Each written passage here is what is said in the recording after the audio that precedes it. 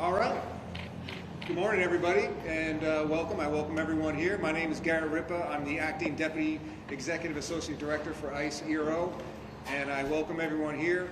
More importantly, I want to recognize all of our state, local, and federal partners for this historic event, Operation Tidal Wave, which has been a tremendous success for Florida, and special for our principals that are here today, our ICE Deputy Director, Madison Sheehan, our Florida Governor, Ron DeSantis, Larry Keefe, who is the Executive Director for the Board of Immigration Enforcement, and finally, Jeff Denisi, who is the Chief Patrol Agent in charge for the Miami sector.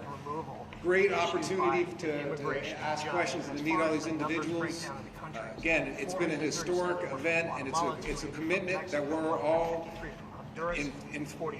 together. We're working together to make sure we get this done correctly and how we've always been doing it. Again, the ICE mission statement continues to be to protect the homeland against those individuals who undermine the integrity of our immigration laws. This operation encapsulates that, and I'm very proud to be here. And I will now introduce our ICE Deputy Director, Madison Sheehan. Good morning, everyone. I'm Madison Sheehan, the ICE Deputy Director. It's really an honor to be able to be here today with all of you to highlight the success of this historic operation, Operation Tidal Wave, which was created in partnership with the state of Florida and ICE. Since January 20th, President Trump has made a commitment to the American people to prioritize public safety as well as national security. And everything we do at ICE is to prioritize those things. And this operation really is a historic marker of success that was made possible because of the partnership with the state of Florida, allowing us to activate our 287G officers and activating over 250 local and state law enforcement as well as National Guard to assist our federal partners. And I want to thank Governor DeSantis for his commitment to be able to put this operation on for the last week. And together we are able to conduct over 1,100 arrests and remove several violent gang members from the communities here in Florida. Operation Tidal Wave is truly a first of its kind operation, utilizing 287G resources, integrating with the state and local law enforcement to assist in the day-to-day ICE mission. While this may be the first 287G operation of its kind, thanks to the governor, it's not going to be the last. President Trump, Secretary Noem, and ICE are committed to these large-scale operations to be able to keep our communities safe, because we will not stop until our American families and everyday Americans are safe in their own communities, because we have zero tolerance for criminal, illegal aliens. I want to also highlight some of the historic arrests that were made by our 287G partners, including a Brazilian national that has a history of aggravated assault.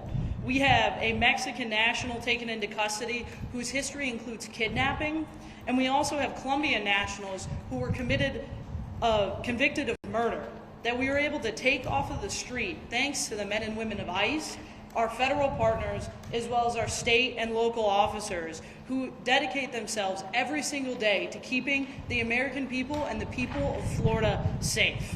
I'd also like to thank our partners here at Operation Tidal Wave, including the Florida Department of Law Enforcement, the Florida Department of Emergency Management, the Florida Highway Patrol, the Florida National Guard, the Florida Sheriff's Association, as well as the Fish and Wildlife Commission and their Department of Corrections, who all came to the table when we were at and met the moment that was asked of them, directed by Governor DeSantis, working directly with ICE here in the state of Florida to create this historic partnership that will go down as the most single arrest done by a state in a single week that ICE has ever had, leading up to that 1,100 arrests that we've been able to highlight over this last week. Truly a historic marker of a model that can be used not only here in the state of Florida for many operations to come, and I think the governor would agree that this will not be the last one here in the state of Florida, but also a model that we're able to take to other states to make it a priority that the president has kept to the American people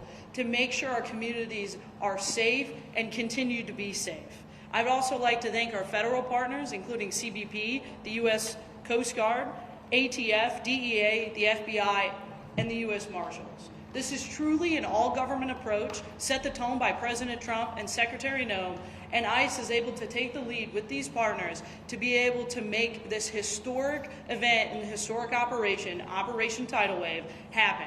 Again, I'd like to thank Governor DeSantis for his continued support and commitment to the people of ICE and the people of America to be able to get this done. I'd also like to thank President Trump and Secretary Noem for their continued leadership and commitment to the American people. Thank you. All right, and moving on, our great governor of Florida, Mr. Ron DeSantis. Well, thank you. 4 years ago, we had seen something that we had never seen in American history. We had a president, Joe Biden, that opened the border and basically declared that people could come illegally.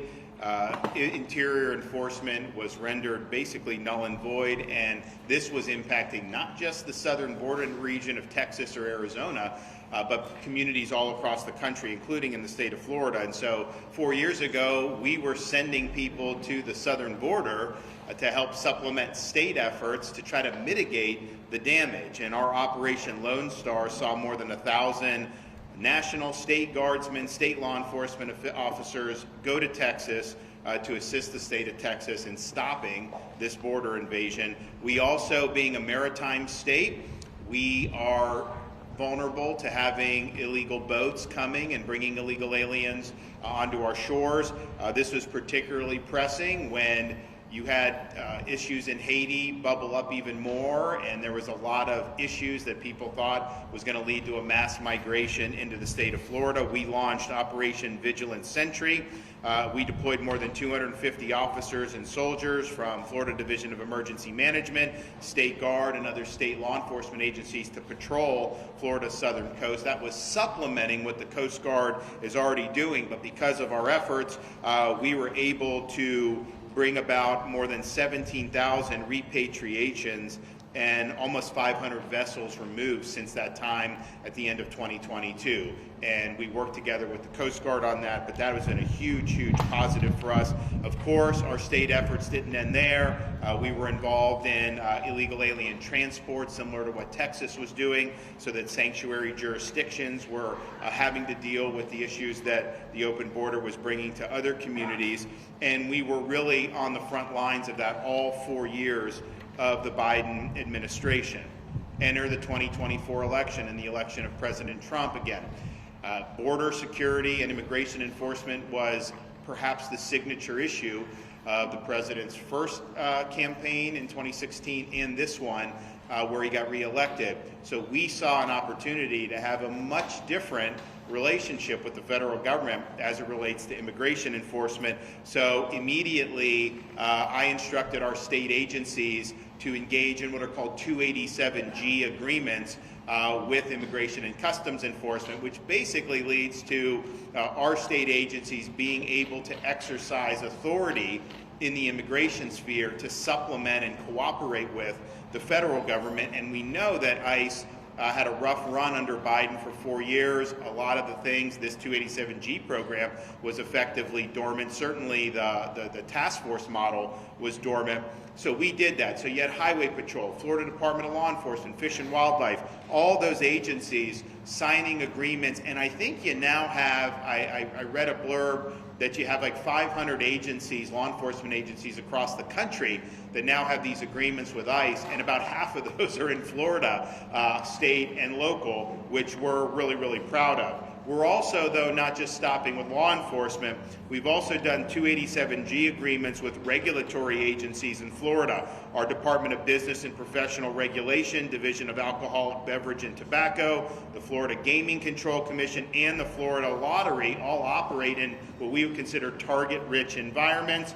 During their routine inspection and investigative duties, special agents are oftentimes in contact with people who may be in our country illegally. So we think deputizing those officers in regulatory spaces is going to be another source to lead to these immigration enforcement efforts. Now, when President Trump was preparing to take office, I called a special session of the Florida legislature because I knew that we needed policy in Florida that would require all state and local agencies, law enforcement, to participate in these efforts. We're not a sanctuary state. We ban sanctuary cities, but that just means you can sit on your hands. Yeah, you can't sabotage the efforts, but you were under no obligation to be on the team. We had to battle some of the folks in the House of Representatives in Florida, but we were able to get that done. And so now all 67 counties have 287G agreements with their sheriff's departments, and we're adding more and more police departments each and every day. So Florida's really led the effort there. Some of these agencies would have wanted to be a part of the fight. Others would have rather not have been part of the fight, but because of our legislation, they are all, in fact, a part of the fight.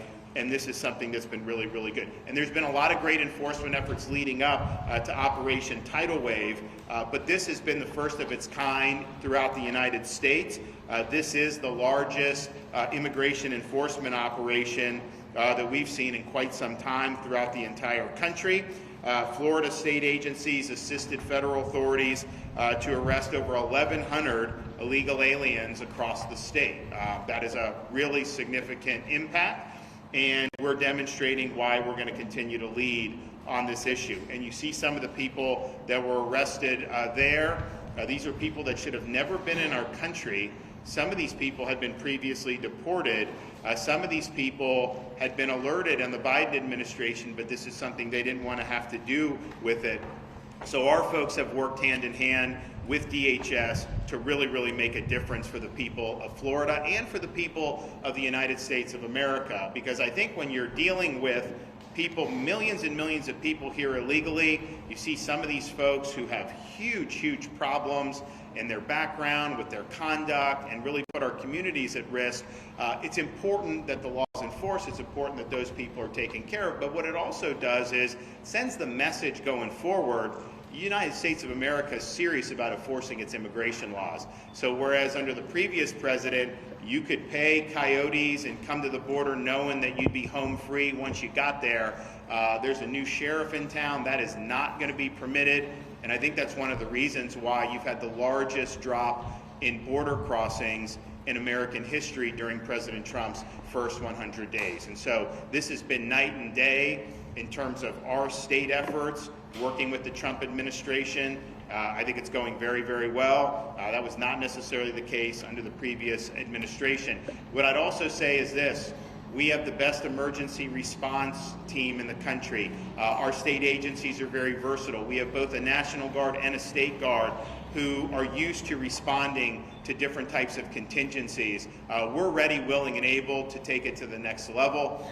We have submitted plans to DHS to say, if this is approved, we will go off to the races, and we will be able to do really from soup to nuts, from apprehension to detention, even putting some of our people in the National Guard in line to serve as immigration judges to process this. We can do it. And I'd also say, you hear a lot about due process.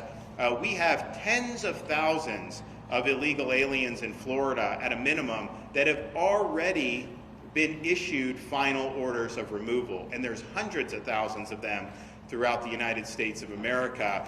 So they've had a lot of process. They've been ordered to be removed. They have not complied with those removal orders, and that's a very, very high priority for our state efforts to continue to identify those individuals and make sure that they're returned to their country of origin. So I want to thank the federal agencies that have really led the way. It's been a welcome change here in the state of Florida, and also thank all of our state and local partners who worked really, really hard for this operation, but have been doing this now for many months, and we're proud to have been the first state out of the gate. But we view this as just the beginning. We think that the best is still yet to come. So thanks for everyone that's been involved.